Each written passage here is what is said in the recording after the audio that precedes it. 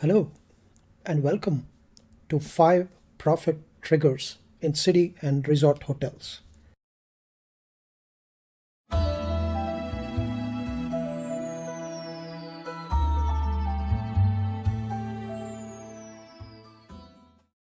Did you, as a hotelier, often wonder what are differences in this very profitability between city and resort hotels? When a hotel project is conceived of, whether it's a city hotel or a resort hotel, there are always factors which impact its profitability. Well, this video will take you through 5 profit triggers that are different between city and resort hotels. So let's get to it. I would urge you to watch all the way to the end of the video, as I will be sharing with you the moral of the story.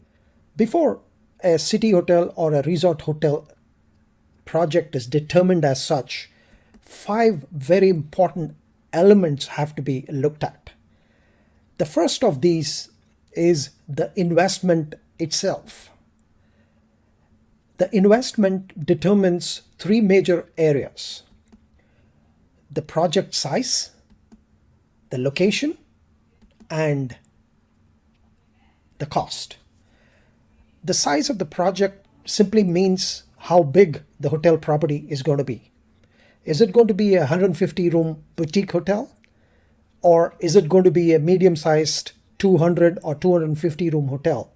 Or is it going to be a big hotel, more than 400 rooms available? All of these factors will impact profitability.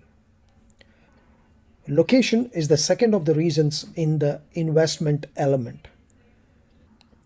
In the real estate industry, there is a saying that everything is location. And the third, of course, the cost of the project is very important, as it determines basically how much investment can be put into the project. So, how is project investment a profit trigger? Well, before that, we need to understand what triggers are. Triggers are simply elements that cause key performance indicators to behave in a particular way. It could mean that the key performance indicator has increased or decreased.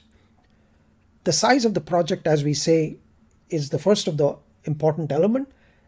With more number of rooms available, obviously more revenue can be earned and thereby more profit. If the hotel project is located in a very prime area where demand is strong, then again revenues will flourish and so will profits. The second important element, which is a profit trigger, is the operation itself. 3 important areas govern this operation element: logistics, maintenance, and security. Between a city hotel and a resort hotel, logistics are very different. A city hotel is basically a vertically oriented building in which movement of people, assets, and guests can basically be controlled much better than in a resort, which is spread out over a vast land area. In logistics, elevators play a very important role in city hotels. If the number of elevators has been miscalculated, it will result in a nightmare of waiting for elevators to arrive forever. Maintenance and security are areas where the resort hotel is in a different level than city hotels. It takes much more in running costs to maintain a resort, which is spread out over a vast area.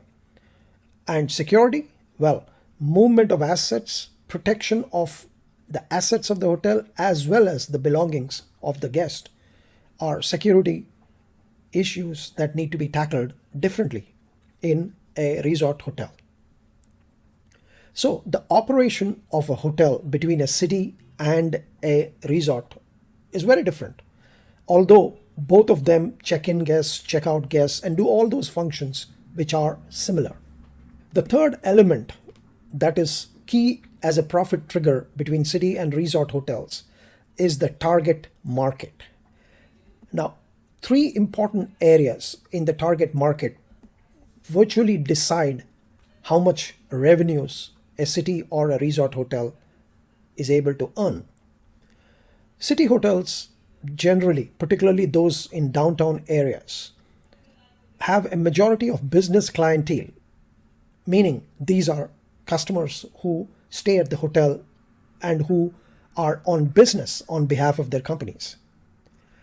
On the other hand, resort hotels mostly have a clientele of leisure customers. Despite all this, in the past decade, a new kind of market segment has cropped up, something that takes the business and the leisure and is a hybrid of the two called bleisure. Now, these are customers who come and stay on their company business, and once the business is over, they stay back at their own cost for leisure. Many companies have begun to allow managers to do this. The second area is whether it's an individual or a group.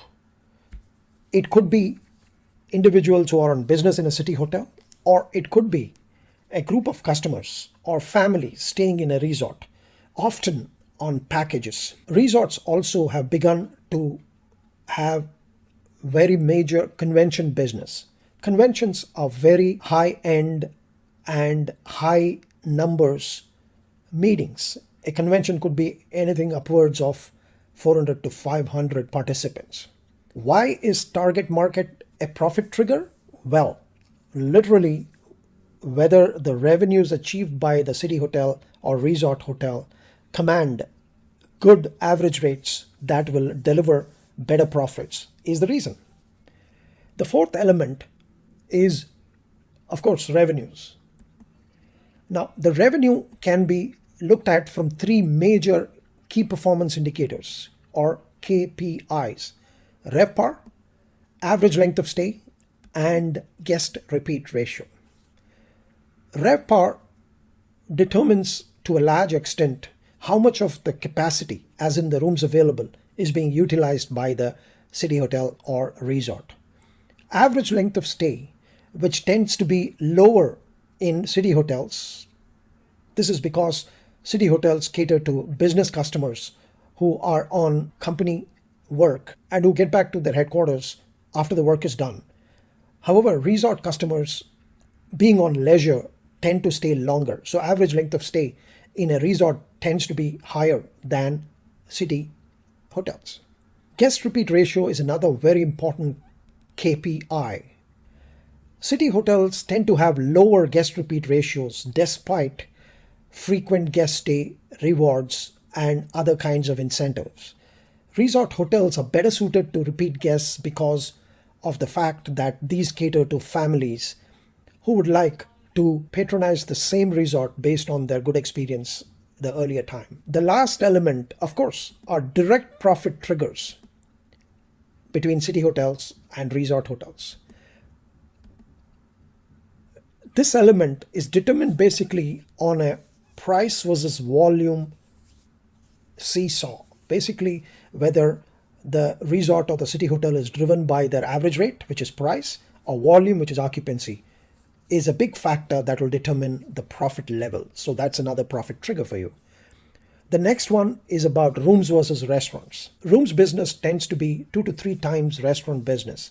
So whether a city hotel has a higher profit will be determined by how much of rooms business it has compared to, let us say, a resort hotel of the same level.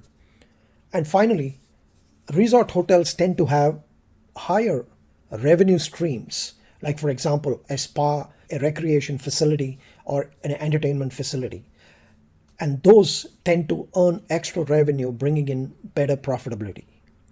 So, at the end of the day, when stakeholders are planning a hotel, whether it is a city hotel or a resort hotel, will be determined by these profit triggers: investment, operation, target market, revenue, and of course, profit. What's the moral of the story?